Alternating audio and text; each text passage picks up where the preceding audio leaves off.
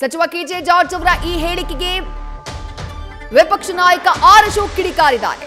ಹಣ ಕೊಡಿ ಅಂತ ಜನ ನಿಮ್ಮ ಬಳಿ ಭಿಕ್ಷೆ ಬೇಡ್ತಾ ಇಲ್ಲ, ಗ್ಯಾರಂಟಿಗಳನ್ನ ಪ್ರಾರಂಭಿಸಿ ಅಂತ ಜನ ಕೇಳಿಲ್ಲ. ನೀವು ಕೊಟ್ಟಿದ್ದು, ನೀವು ಭರವಸೆ ಕೊಟ್ಟಿದ್ದು, ಆ ಭರವಸೆ ಕೊಟ್ಟು ಮತ ಹಾಕಿಸ್ಕೊಂಡ್ರಲ್ಲ, ಈಗ ಮತದಾರರ ಬಗ್ಗೆ ಯಾಕೆ ಕೀಳಾಗಿ ಮಾತನಾಡ್ತಾ ಇದ್ದೀರಿ ಅಂತ ಹೇಳಿ ತಮ್ಮ ಎಕ್ಸ್ ನಲ್ಲಿ ಪೋಸ್ಟ್ ಮಾಡಿ ವಿಪಕ್ಷ ನಾಯಕ ಆರ್ ಅಶೋಕ್ ಆಕ್ರೋಶವನ್ನ ವ್ಯಕ್ತಪಡಿಸಿದ್ದಾರೆ. ಕೆಜೆ ಜಾರ್ಜ್ ಅವರ ಹೇಳಿಕೆಯ ವಿರುದ್ಧ ಕಿಡಿಕಾರಿದ್ದಾರೆ.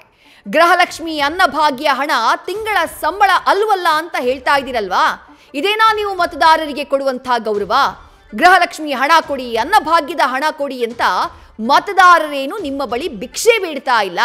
ಈ ಗ್ಯಾರಂಟಿ ಯೋಜನೆಗಳನ್ನ ಪ್ರಾರಂಭಿಸಿ ಅಂತ ಹೇಳಿ ಜನ ನಿಮ್ಮನ್ನ ಕೇಳಿಯೂ ಇರಲಿಲ್ಲ. ನಿಮ್ಮ ಕಾಂಗ್ರೆಸ್ ಪಕ್ಷದ ಅಧಿಕಾರದ ತೆವಲಿಗೆ ಬೇಕಾಬಿಟ್ಟಿ ಗ್ಯಾರಂಟಿ ಯೋಜನೆಗಳನ್ನ ಘೋಷಣೆ ಮಾಡಿ ಈಗ ಮತದಾರರ ಬಗ್ಗೆ ಯಾಕೆ ಕೀಳಾಗಿ ಮಾತನಾಡ್ತಾ ಇದ್ದೀರಿ ಅಂತ ಹೇಳಿ ಆರ್ ಅಶೋಕ್ ಪ್ರಶ್ನೆ ಮಾಡಿದ್ದಾರೆ.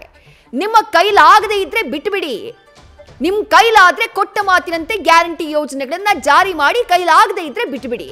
ಗ್ಯಾರಂಟಿ ಯೋಜನೆಗಳು ಜಾರಿ ಆಗೋ ಮುನ್ನವೂ ಜನ ತಮ್ಮ ಬದುಕನ್ನ ಕಟ್ಕೊಂಡಿದ್ರು, ಅವು ಇಲ್ದೆಯೂ ತಮ್ಮ ಬದುಕನ್ನ ಕಟ್ಕೊಳ್ತಾರೆ.